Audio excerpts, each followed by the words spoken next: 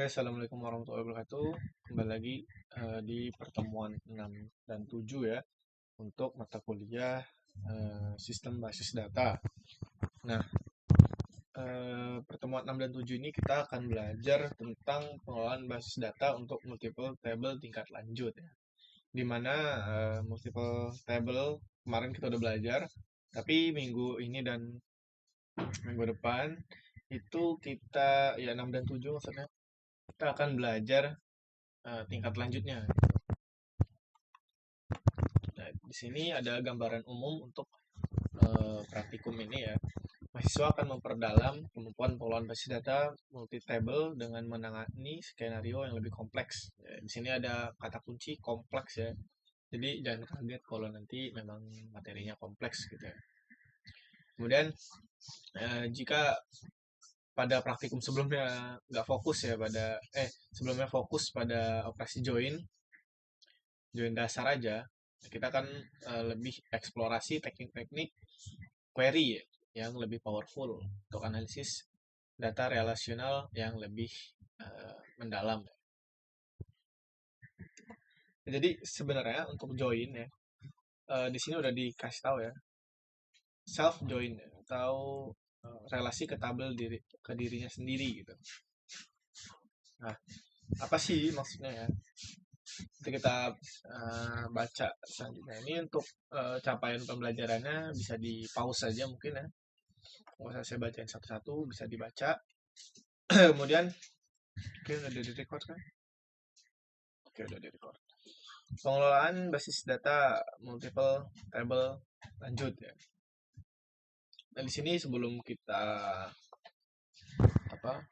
mulai praktikum ya, kita udah disediain untuk query-nya ya. Untuk query-nya itu bisa kita copy aja ya. Nah, kita copy aja. Oke, kita copy. Nah, kita seperti biasa ya ke SQL, create database prac 67 gitu. Kita titik koma, terus kita use untuk kita pakai use nya gede ya. Terus prac 67, baru kita jalanin query tadi. So, execute aja. Oke, udah jadi. Sekarang kita pindah ke dalam prac 67 ya. Sini kita masuk. Udah ada tabel yang akan kita gunakan ya. Di sini ada proyek, penugasan, karyawan, dan departemen. Oke, selanjutnya ada yang namanya self join.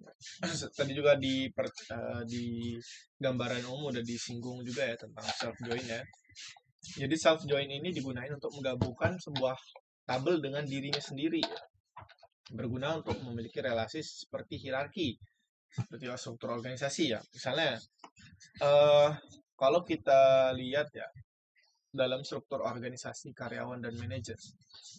Nah, jadi karyawan itu kan tabel karyawan ya.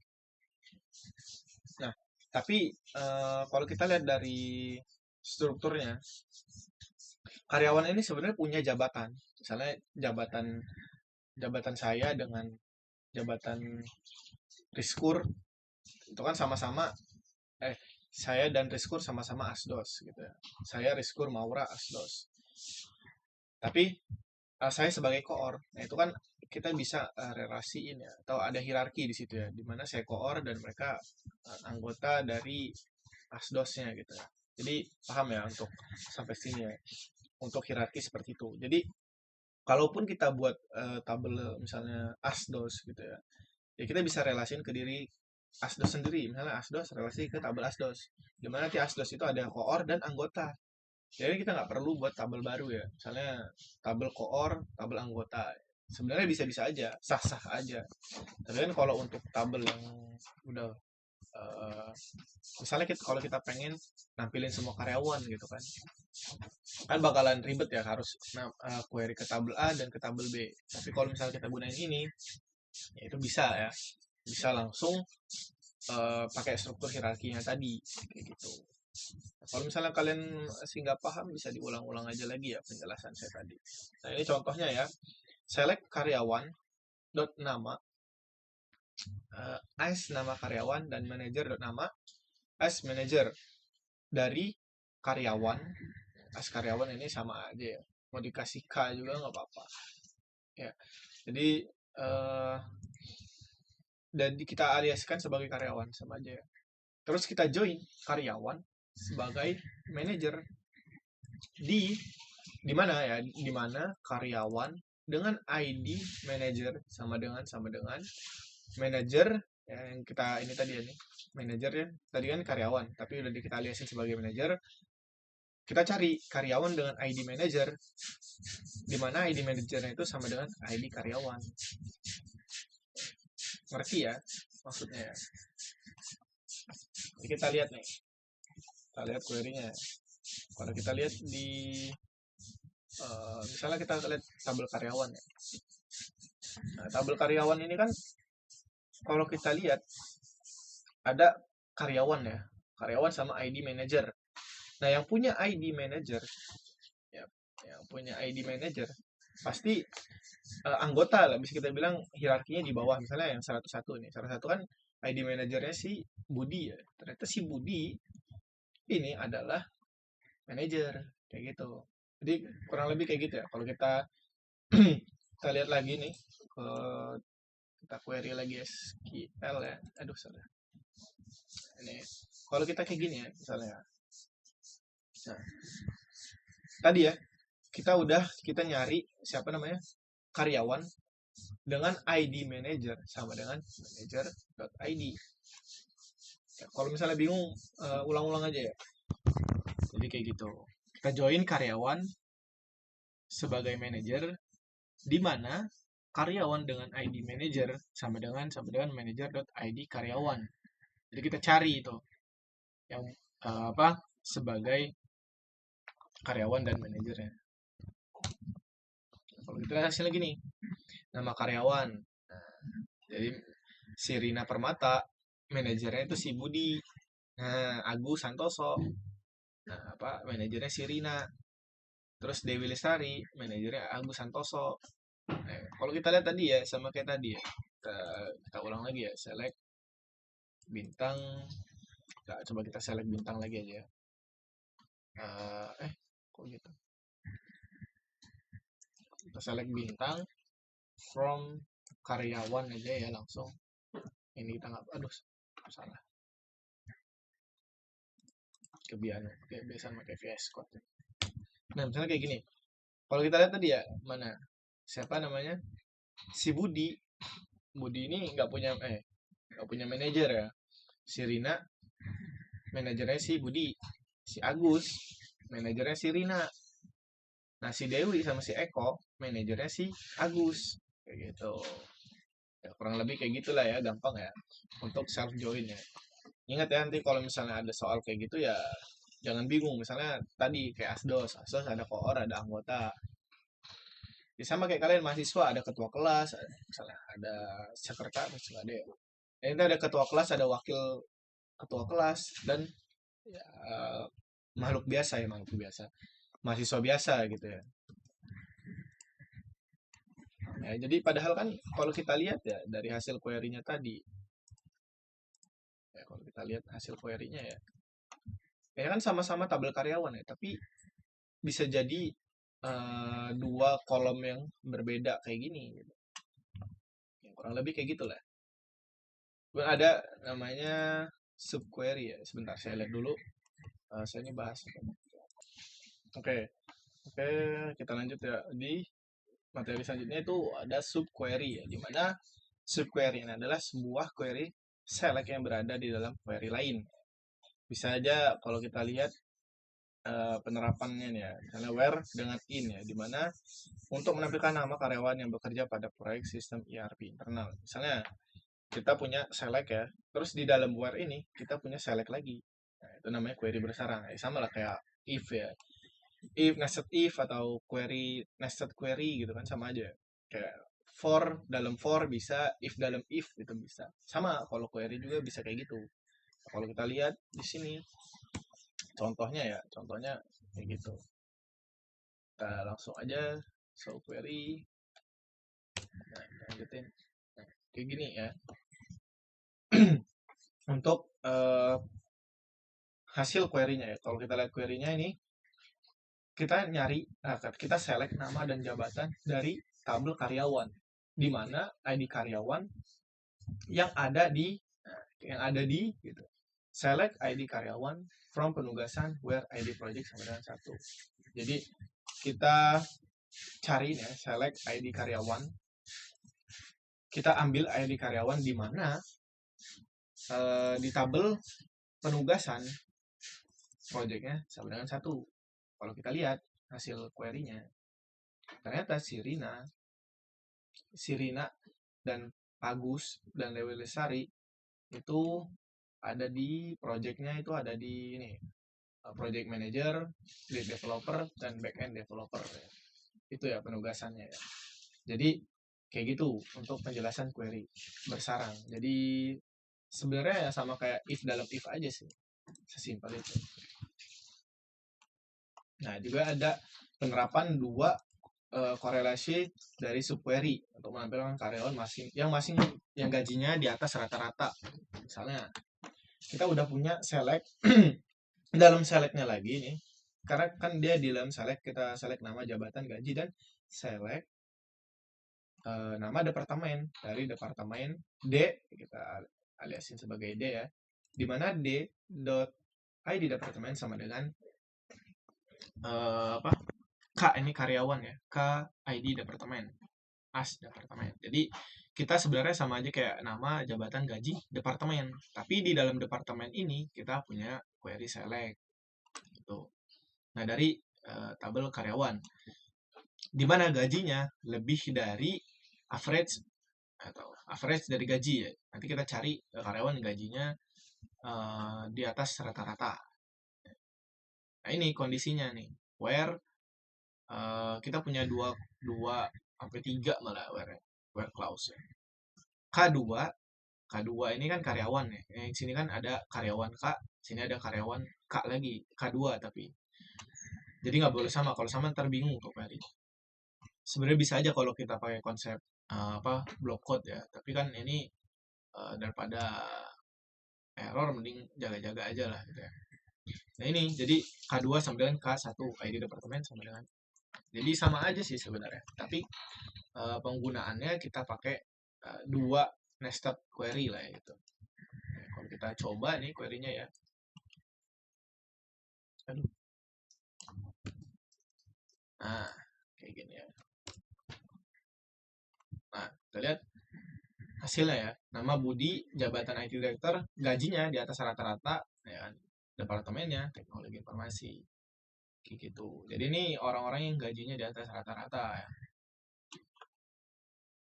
Sesimpel itu aja. Kemudian ada logika kondisional dengan case.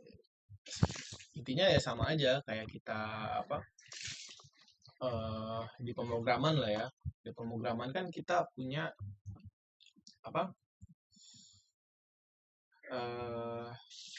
kondisional ya. Di sini juga ada kondisional. Nah ini case ini sama kayak switch case lah ya. Kan udah pernah juga tuh belajar switch case ya. Kita select nama, jabatan, gaji. Di mana ini kayak kondisi case-nya. Ketika jabatan seperti direktur atau jabatan seperti manajer, dan maka manajerial. Manajerial ini maksudnya kita kasih dia hasilnya ya. Nah, kalau kita lihat langsung query-nya aja lah ya, biar nggak bingung ya. Saya juga bingung juga jelasinnya ke bawah soalnya. Ya.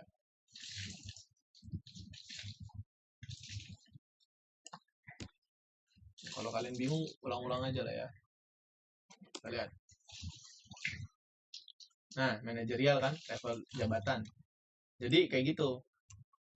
Misalnya dia kalau jabatannya seperti like-nya kan kaya lah, kita bilang kaya seperti terserah lah ya.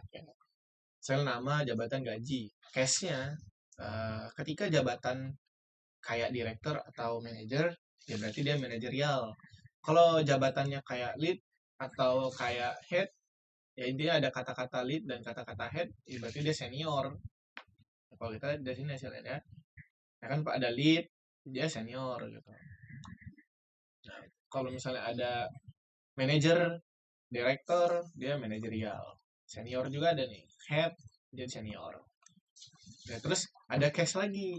Nah, kalau misalnya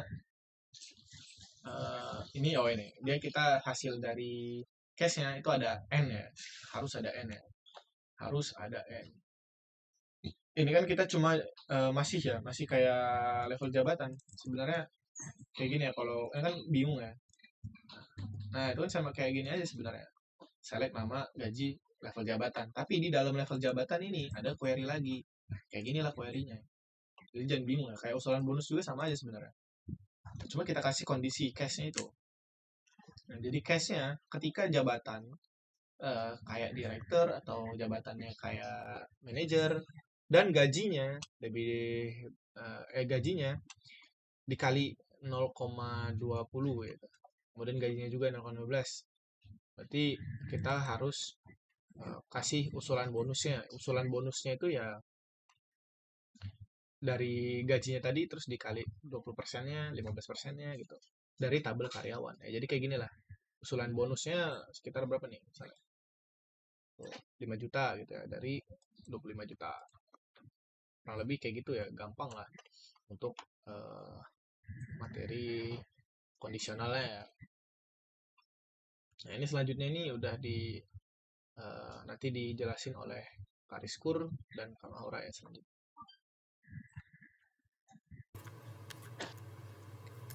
Oke, yang selanjutnya adalah window function. Nah, window function ini melakukan perhitungan terhadap sekumpulan baris atau sebuah jendela atau partisi yang berhubungan dengan baris saat ini. Nah, berbeda dengan group by, fungsi ini tidak menggabungkan baris menjadi satu. Nah, ini akan saya contohkan yang bukan group by. Nah, bukan group by itu bentuknya kayak gini. Nih, walaupun namanya sama dan total gaji beda-beda, dia kayak nggak rapi gitu lah. Ini kalau bukan group by. Tapi kalau dia group by, misalnya kita ini kan kayak gini ya bentuknya. Apa yang mau kita jadiin satu? Kan ini duplikat nih namanya. Berarti kita digrupin berdasarkan nama aja. Group by nama departemen berarti. Nah, terus group by itu fungsinya butuh agregat, fungsi agregat. Fungsi agregat itu adalah fungsi yang menghitung summarize, menghitung average, menghitung min, max, gitu-gitulah. Fungsi agregat. Nah, ini kalau kita jalanin sekarang, dia pasti error. Karena dia contains non-aggregate column. Nah, untuk menyelesaikan masalah ini, kita perlu nambahin fungsi agregat, apa aja lah, terserah. Kita misalnya pakai sum. Nah, nanti dia jalannya seperti ini. Itu group by dan fungsi agregatnya. Oke. Gimana cara kerja window function? Jadi kita coba menerapkan rank sama denser rank ya. Untuk misalnya kita mau memberi peringkat karyawan di setiap departemen berdasarkan gaji ya. Ini kita akan select dulu.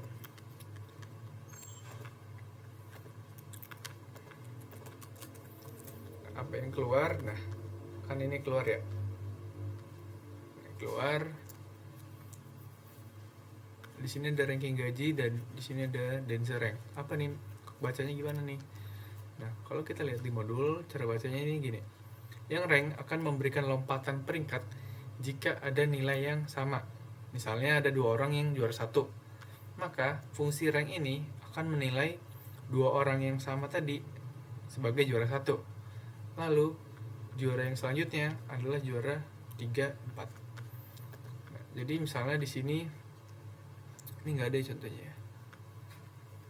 Oke lah. Oke. Nah, misalnya ada Budi, Rina, Agus, Eko. Ini misalnya juara 1, 2, 3, 4 ya. Kalau kita pakai fungsi rank, misalnya Rina sama Budi ini juara 1, dan rank itu dia melakukan tidak ada lompatan ya. Oke. Nih misalnya ini juara 1 2 3 4 ya. Berempat ini. Nah, misalnya ada 2 orang nih yang juara 1. Misalnya Budi sama Rina. Kalau rank dia lakuin lompatan. Tapi dua-duanya juara 1. Jadi Budi juara 1, Rina juara 1, Agus langsung juara 3. Eko juara 4. Nih ya. Nah, kalau dance rank Budi sama Rina juara 1, Agus juara 2, dan Eko juara 3. Itu bedanya.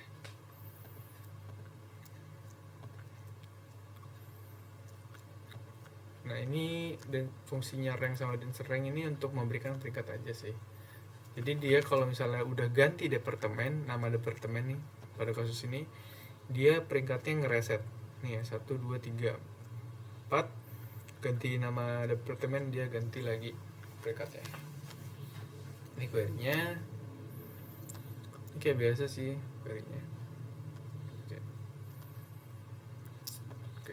Selanjutnya adalah raw number. Nah, kalau raw number itu dia nggak peduli ya dia juaranya ada yang double atau enggak.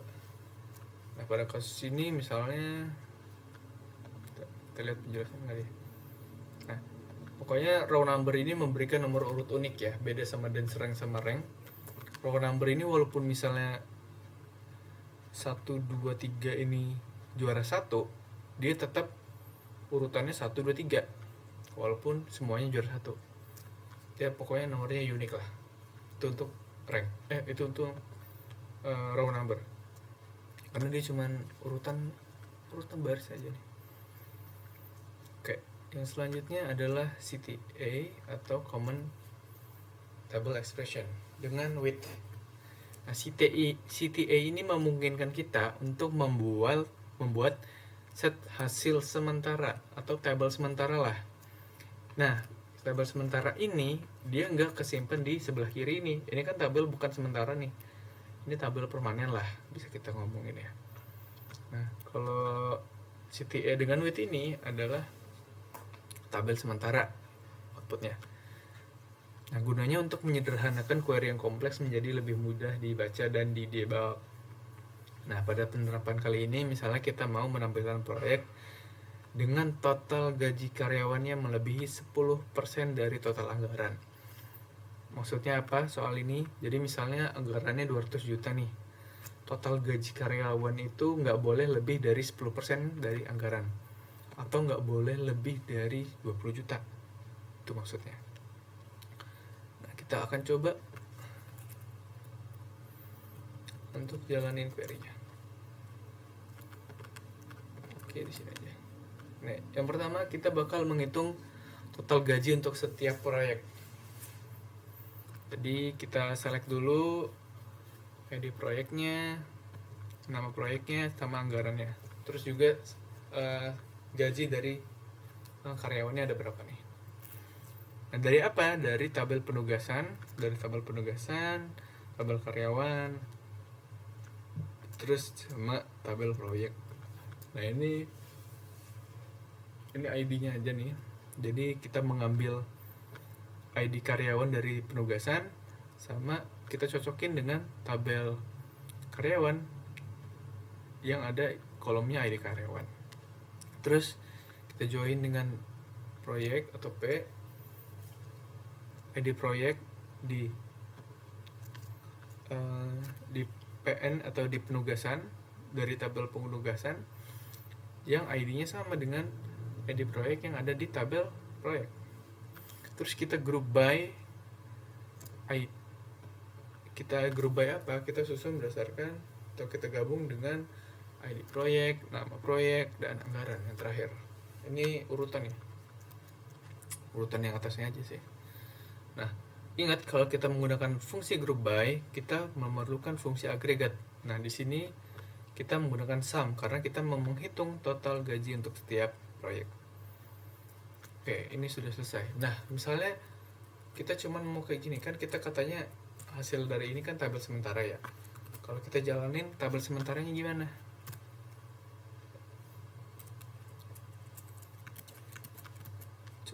select dulu. Sebenarnya kalau dia dijalanin dia bakal error sih apapun yang terjadi ya, karena walaupun dia pakai koma ya. Nah, karena apa? Karena sebenarnya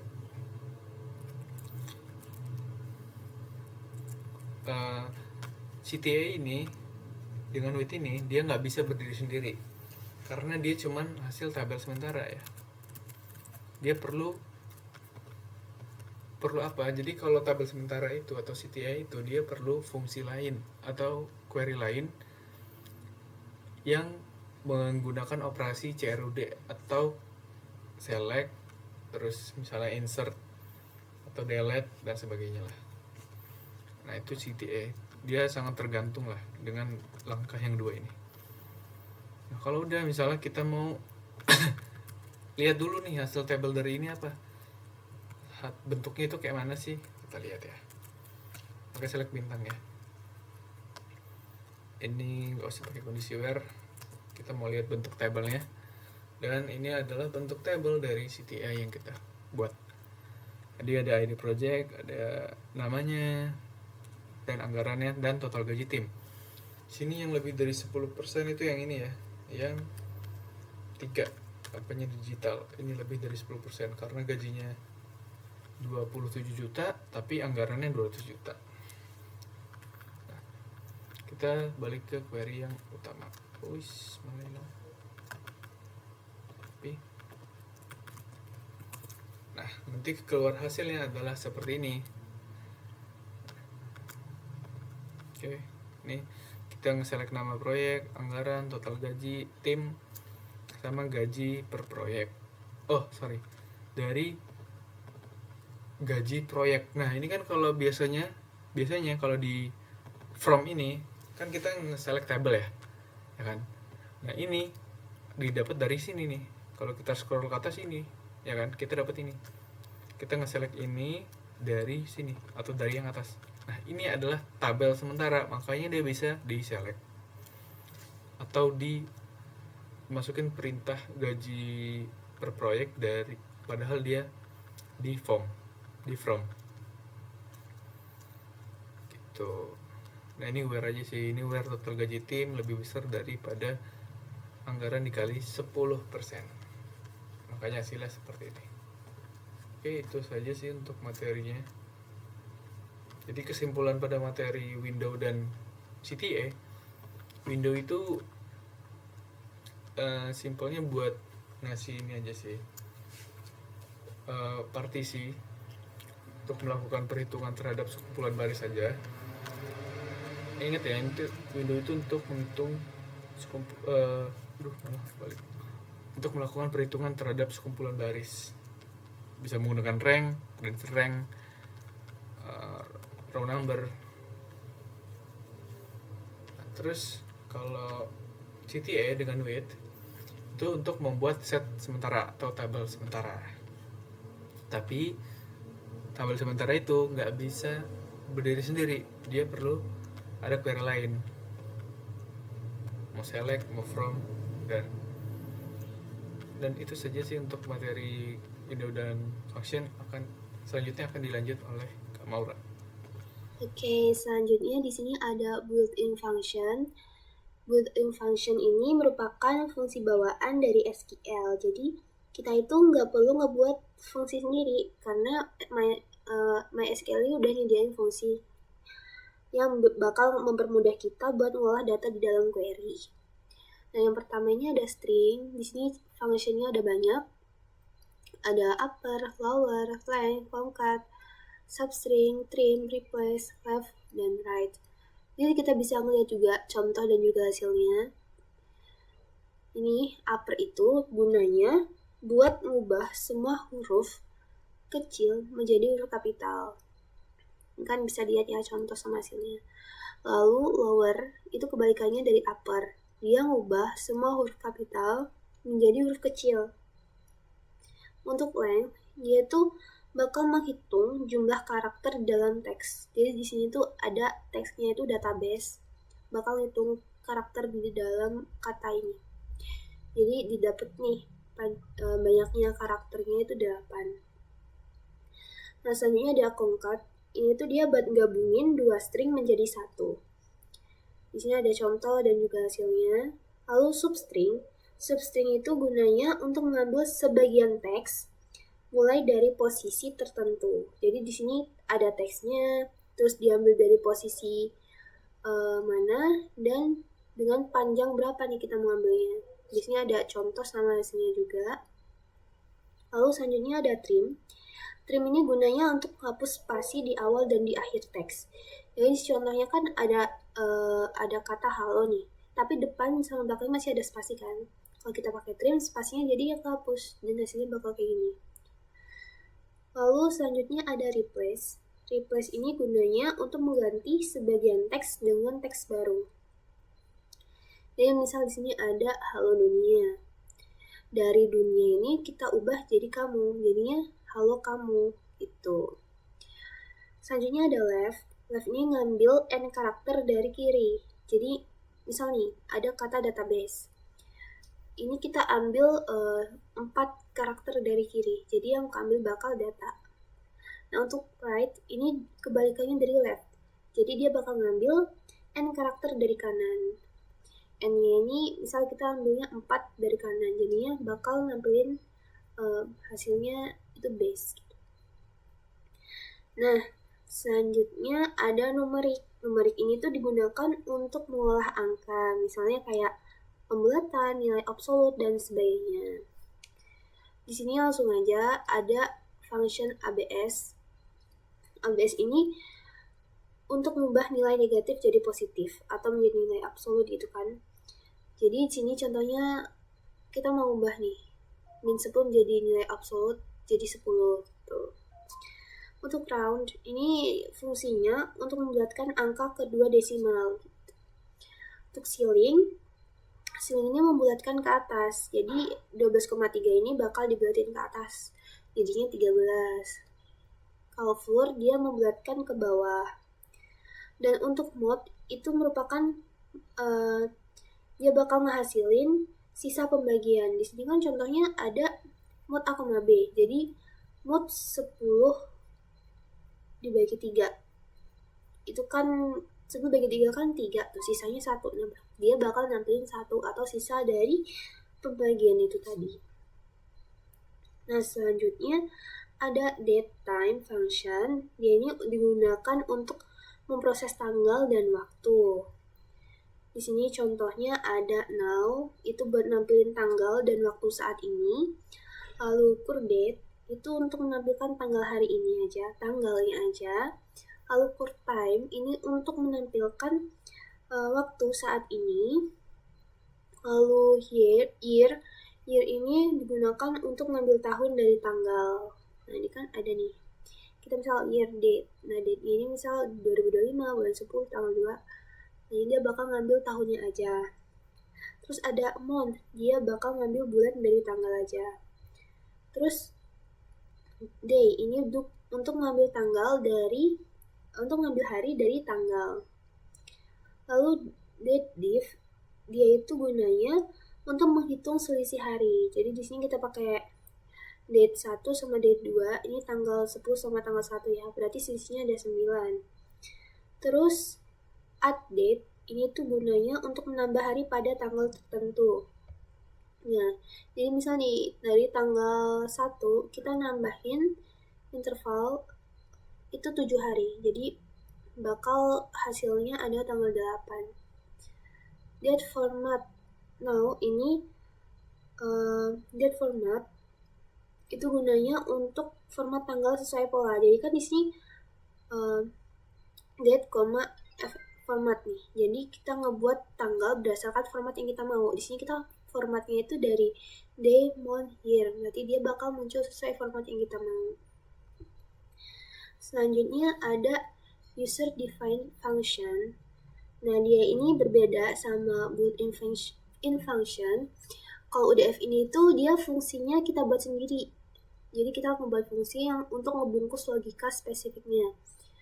Kalau built-in function itu tadi kan dia bawaan dari SQL nih. Kalau UDF kita yang ngebuat. Nah, di sini biasanya bentuknya kayak prosedur. Di sini langsung aja, contohnya tuh kita mau ngebuat, contohnya kita mau ngehitung bonus tahunan pada data yang telah kita buat sebelumnya. Di sini yang pertama tuh kita perlu ngebuat dulu delimiter. Delimiter ini gunanya untuk mengubah tanda pemisah perintah dari titik koma menjadi garis miring 2. Nah, kenapa kita pakai? Karena kan query ini biasanya diakhiri dengan titik koma. Jadi supaya fungsinya ini nggak berhenti di tengah-tengah, jadi kita ganti dulu akhir dari perintah itu berupa garis miring 2. Tuh. Kan ini kan bakal banyak nih kayak titik dua, titik koma untuk function ini. Nah, terus kita create function yang mau kita buat. Kita mau buat hitung bonus tahunan kan. Nah, ini kita isi parameternya tuh gaji sama jabatan. Input yang kita mau. Terus ada return desimal nih, kita tuh mau hasilnya nanti kan berupa desimal. Terus kita pakai deterministik, yaitu fungsinya itu akan selalu menghasilkan output yang sama kalau inputnya itu sama. Dan ini tergantung kondisi luar seperti kayak waktu atau tabel lain gitu. Nah, ini untuk declare bonus desimal. Jadi itu kita nanti bakal deklarasiin variabel berupa bonus ya.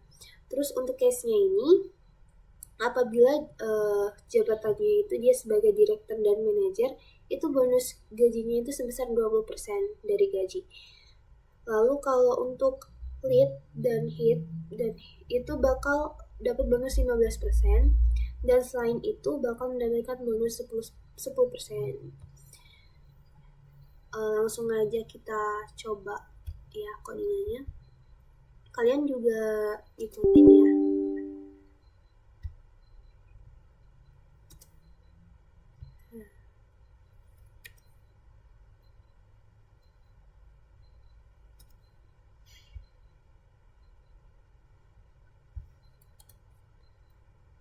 Kita bisa running. Nah, ini kan udah kebuat nih. Kita bisa langsung panggil aja fungsinya.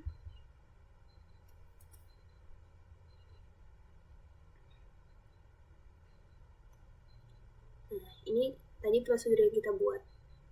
Udah ada hitung bonus tahunan. Kita bisa langsung panggil aja.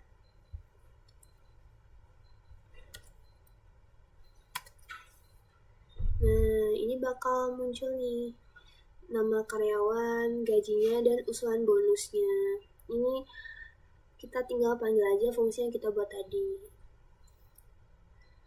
Oke, selanjutnya ada views. Views ini dia tuh nggak nyimpen data apapun. Dia tuh kayak alias atau jendela untuk sebuah query select. Nah, ini tuh dia tuh bisa digunakan berulang kali dan datanya itu selalu up to date gitu. Jadi sini langsung aja ke contoh. Misalnya kita mau ngebuat view untuk menyederhanakan join kompleks yang menampilkan siapa bekerja di proyek apa. Nah, kita itu perlu ngebuat dulu kayak create or replace view detail penugasan karyawan as select. Nah, ini kita perlu gabungin 4 tabel, ada tabel penugasan, karyawan, departemen, project. Lalu kita ini nanti tujuannya bakal nampilin data lengkap kayak siapa yang bekerja di proyek itu apa. Ini kan siapa, berarti kita perlu ngambil nama karyawan dari tabel karyawan. Lalu nama departemen, nama projectnya, dan juga penugasannya. Nah, di sini kita pakai create or replace. Itu tuh gunanya kalau misal view-nya udah ada, dia itu akan diperbarui gitu. Langsung aja kita coba codingannya.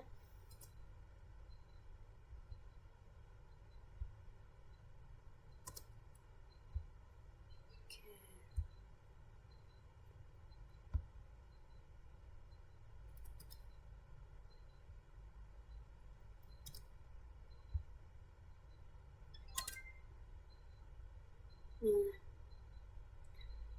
Coba kita reload. View-nya udah kebuat. Nah, kalau udah kita coba nampilin dulu view-nya.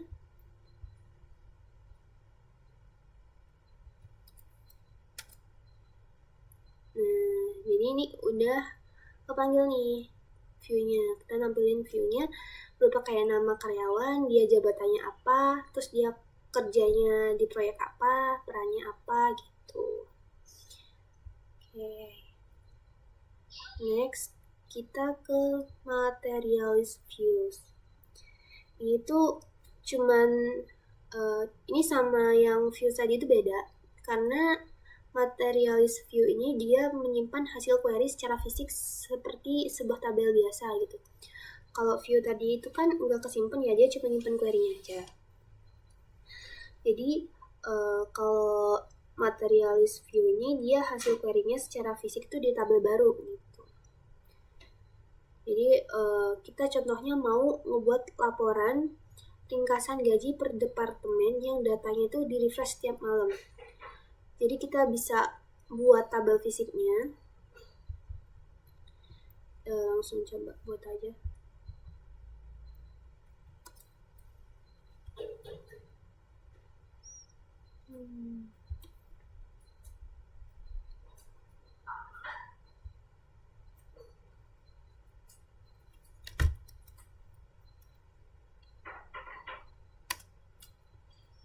Oke. Tabelnya udah ada, namanya summary kan. Setelah buat tabel, kita perlu membuat prosedur untuk refresh datanya. Nah, kalau buat prosedur itu kita pakai delimiter karena kita kan ngebuat fungsi sendiri tuh. Di sini fungsinya refresh summary gaji. Langsung copy aja.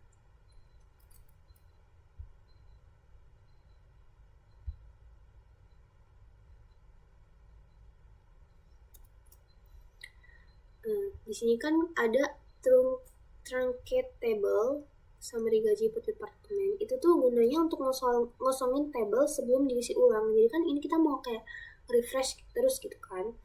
Jadi gunanya truncate itu untuk ngosongin tabel sebelum diisi ulang kembali. Kita pakai insert into summary gaji per departemen. Itu buat mengisi ulang data ringkasan dari hasil join tabel karyawan tadi dan departemen. Terus ini ada now, itu dia buat nyimpen waktu terakhir kita refresh gitu. Jadi langsung kita enter aja. Nah, kalau udah kita call. Nah, kalau kita mau gunain, kita bisa call aja. Gini.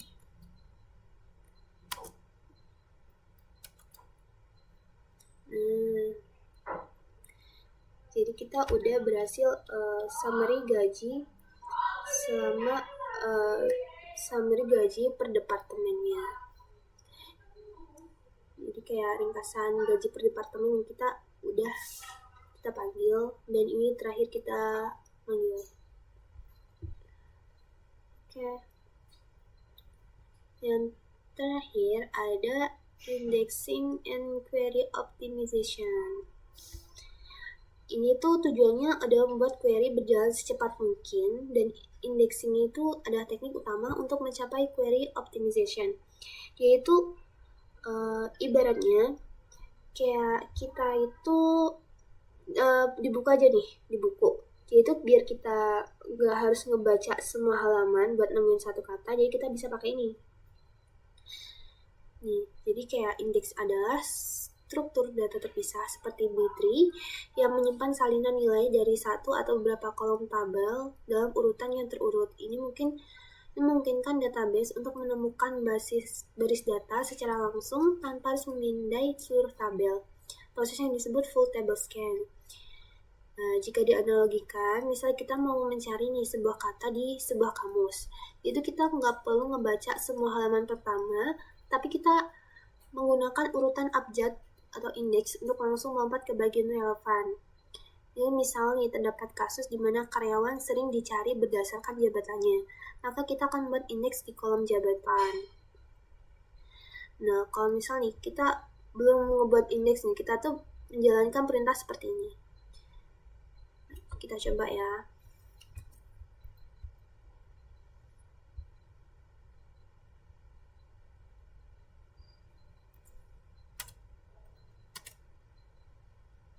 Tuh, bakal kayak gini hasilnya. Nah, di sini outputnya, type-nya itu all, karena dia tuh nge-scan tabel secara keseluruhan, secara full. Jadi MySQL tuh masih ngecekin seluruh baris gitu. Kalau misalnya kita nerapin indeks, coba.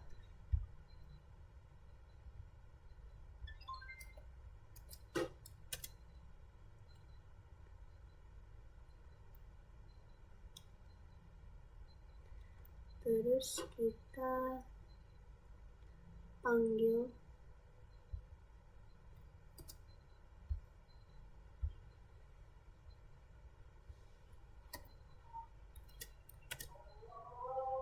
nah, type-nya ini bakalan jadi ref karena MySQL itu langsung arah ke baris yang cocok dan jauh lebih cepat gitu.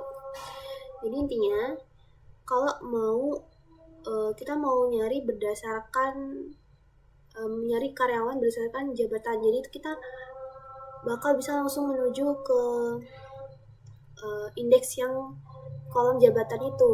Jadi nggak bakal ngecekin seluruh kolom gitu. Nah, ini ada penjelasannya.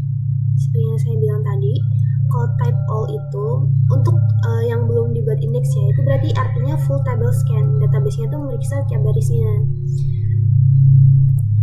Terus kalau type-nya ref itu tuh artinya pencariannya itu menggunakan indeks dan itu sangat efisien jika datanya sangat banyak, kayak bisa ribuan atau ratusan ribu data. Jadi perbedaannya mungkin tuh tidak terlalu terasa pada tabel kecil seperti 9 baris seperti data kita ini. Tapi kalau pada tabel yang nanti bakal ada tabel ribuan atau ratusan ribu data, itu bakal kerasa banget sih ini indeksingnya. Jadi sekian materi pada pertemuan kali ini. Tolong dipersiapkan karena minggu depan kita bakal ada UTS, jadi tolong dipelajari materi-materi sebelumnya. Dan kalau masih ada yang dibingungin bisa tanya di grup, bisa tanya ke kami. Jadi sekian, saya akhiri. Wassalamualaikum warahmatullahi wabarakatuh.